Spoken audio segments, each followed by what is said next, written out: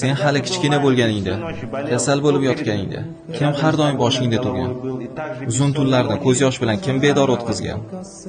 Birodarlaringmi?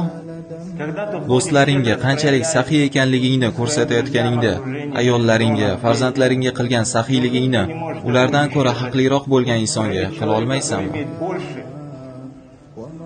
Ota-onalar hattoki o'zlari xohlagan narsalarni farzandlariga berib yuborishadi. Farzandlarim to'q bo'lsin deb o'zlari och qoladilar. Keyin esa bu ulg'ayadi, g'ururli, bahaybat, baquvvat erkak bo'ladi-da, o'zining eng yaqin insoniga kibrini ko'rsatadi.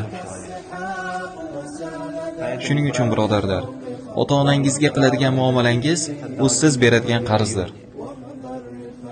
Ota-onangga qilgan muomalang sen bergan qarzdir.